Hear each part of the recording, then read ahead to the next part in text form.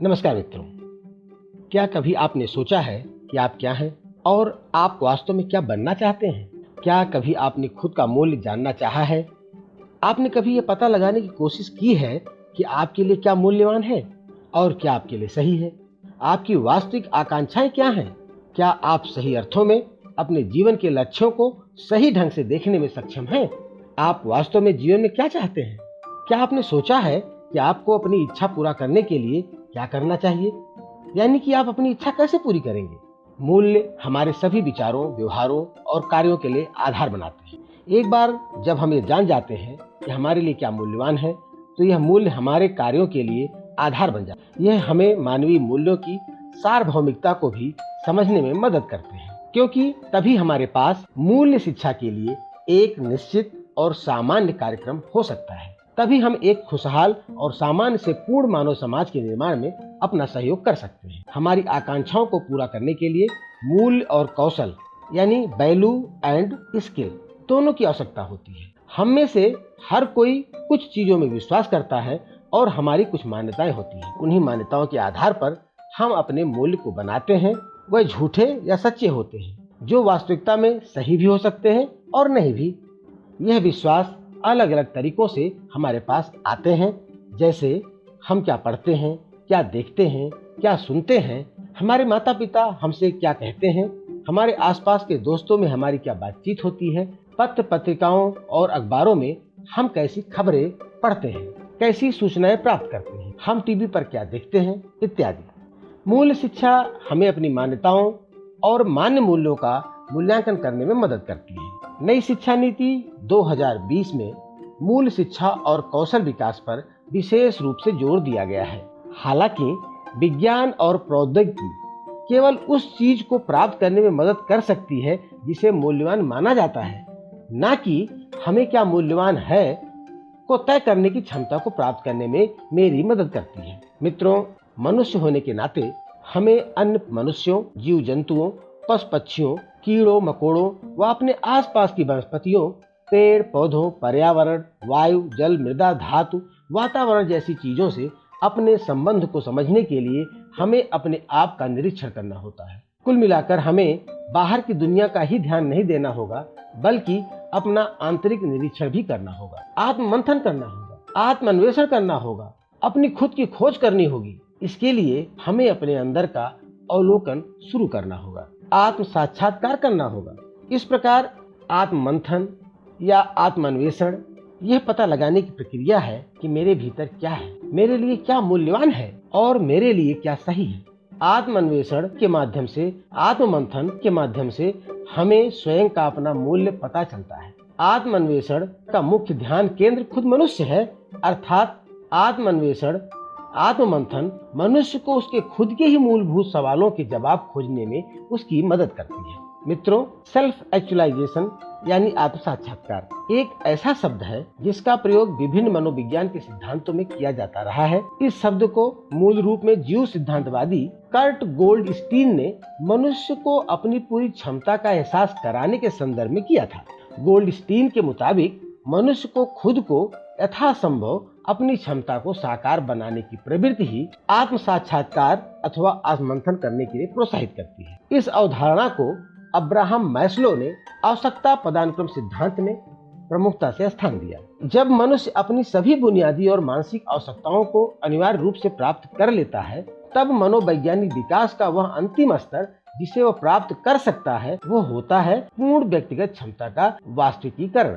Abraham Maslow ने अपनी इस दृष्टिकोण को बाद में जीवन में अनुकूलित किया और इसे स्पष्ट रूप से देखा। आत्मान्वेषण कहें, आत्म खोज कहें या आत्मविचार, आत्म वास्तविकता कहें या अपनी खुद की जांच पड़ताल। मित्रों, कभी हम महसूस करते हैं कि हमारे में भी कुछ विरोधाभास है, क्योंकि ये हमारे अंदर होता है। इसलिए आत्ममंथन करना आवश्यक हो जाता है, आत्मान्वेषण करना आवश्यक हो जाता है। और जब हम आत्मान्वेषण, आत्म खोज या आत्ममंथन या आत्म साक्षात्कार की प्रक्रिया से अपनी जांच पड़ताल करते हैं, तो हमारा आत्म विकास होता है, स्व विकास होता है, हम सुधार की ओर बढ़ते हैं। जब हम अपने अंदर झांक कर देखते हैं, चाहे मैं हूँ या आप, हम पता लगाते हैं कि हमारी वर्तमान मान्यताएं और आकांक्षाएं क्या हैं, आज हम क्या हैं और हम वास्तव में क्या बनना चाहते हैं। जो वास्तविक रूप से हमारे लिए स्वीकार है, यदि इनमें समानता है तो बहुत अच्छी बात, किंतु यदि हमें विरोधाभास दिखाई देता है, इसमें अंतर दिखाई देता है, तो इसका सीधा मतलब है कि हमें इस विरोधाभास को तोड़ना होगा,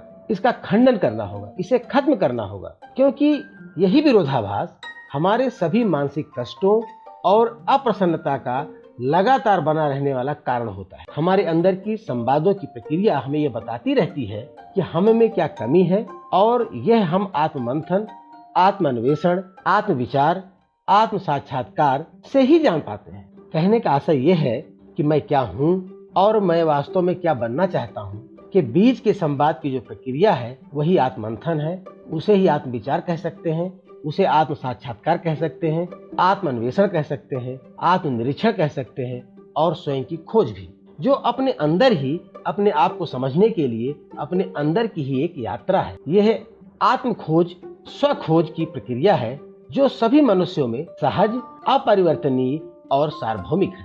यह हमारे भीतर के भ्रमों और अंतर विरोध को देखने और हमारी प्राकृतिक स्वीकृति, नेचुरल एक्सेप्टेंस के बारे में जागरूक होकर उन्हें हल करने में सक्षम बनाती है। जब हम अपने आप को सही रूप में जान लेते हैं, तभी हम अपने आसपास की चीजों से विश्वसनीयता स्थापित कर पाते हैं, और तभी हम समाज के लोगों व प्रकृति के सभी तत्वों को समझ पाते हैं।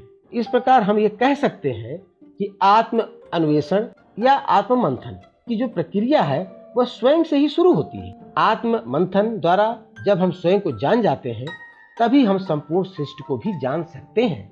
मित्रों, एक बात तो सच है कि हम सभी निश्चिंतता और स्थिरता चाहते हैं। हम अपने जीवन में अस्थिरता नहीं चाहते। यदि हमारी सोच, हमारा कार्य व्यवहार बदलते रहते हैं तो हम सुखी नहीं रह सकते। हमारे जीवन में अस्थिरता बनी रहेगी जो हम नहीं चाहते। आत्म मंथन से, आत्मान्वेषण से जब हमें अपना असली स्वभाव पता चल जाता है, तभी हम अपने आसपास की चीजों, लोगों जिनके साथ हम रहते हैं, उनके साथ अपना क्या संबंध है समझ सकते हैं। यह मानव का नैतिक आचरण है। यदि हम खुद से पूछें कि क्या हम एक निश्चित चरित्र अथवा अनिश्चित चरित्र चाहते हैं, तो इसका उत्तर होगा कि हम निश्चित चरित्र और निश्चित आचरण चाहते हैं। हम अनिश्चित आचरण से संतुष्ट नहीं होते हैं, जबकि हम अनिश्चितता में जीते हैं।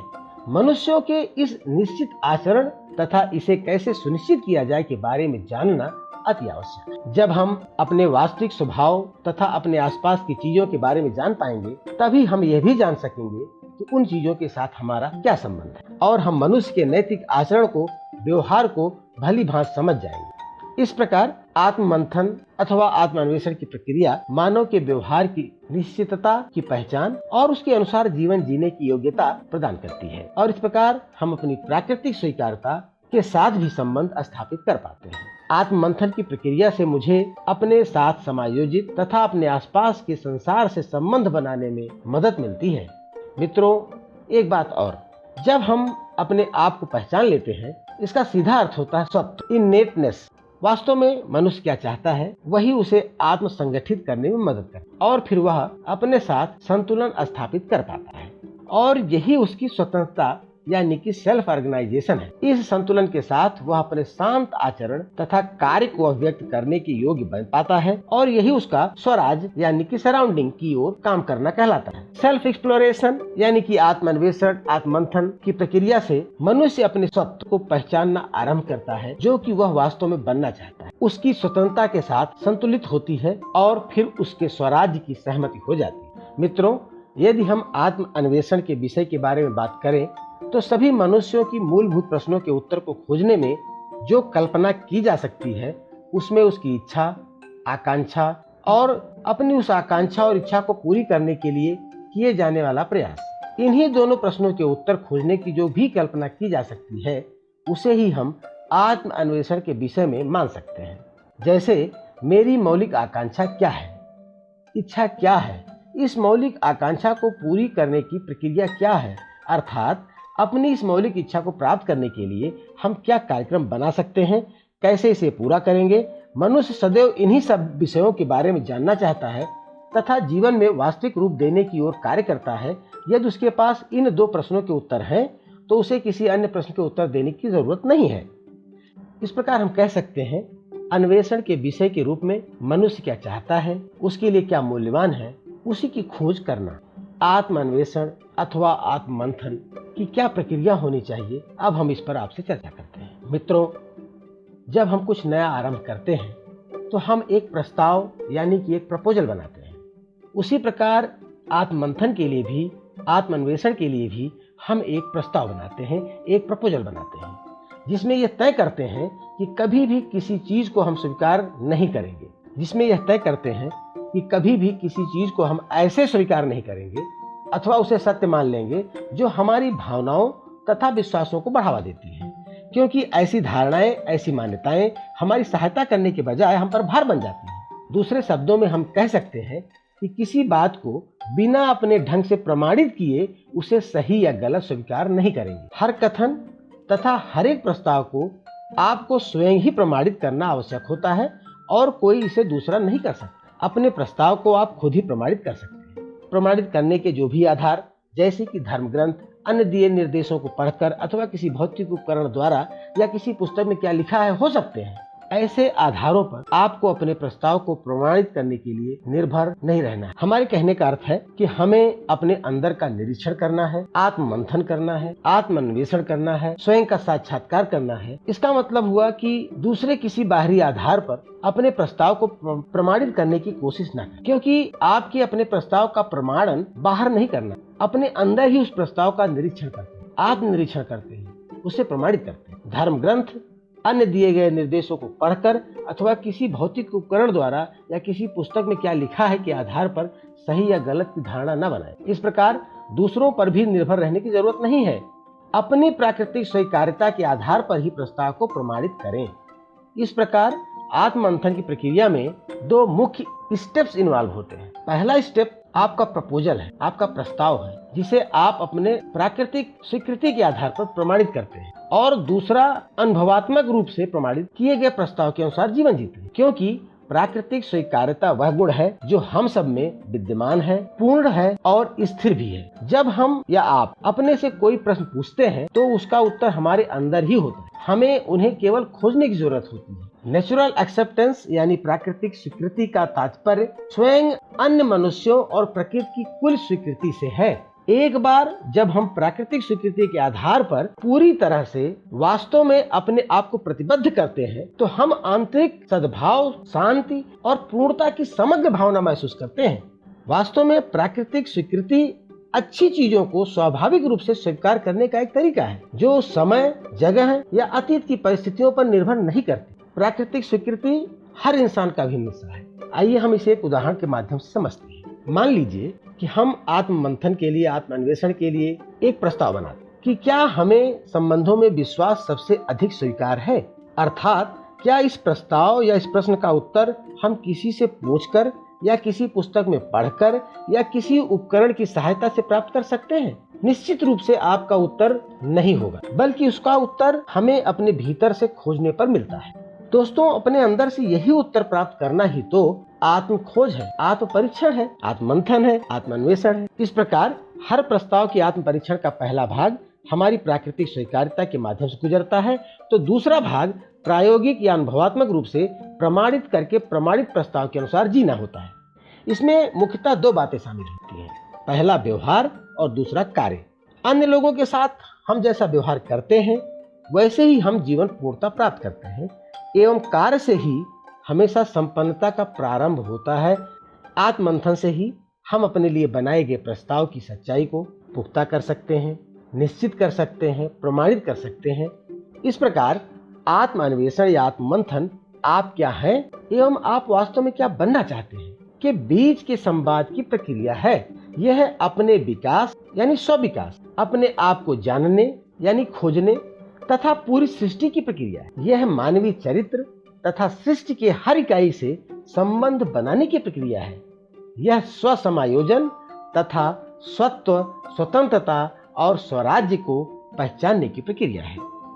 मित्रों, आज बस इतना ही। शिक्षायन के अगले अंक के साथ हम फिर हाजिर होंगे। तब तक के लिए अपने मित्र डॉक्टर गिरीश त्रिपाठी को आज्ञा दीजिए। नमस्कार।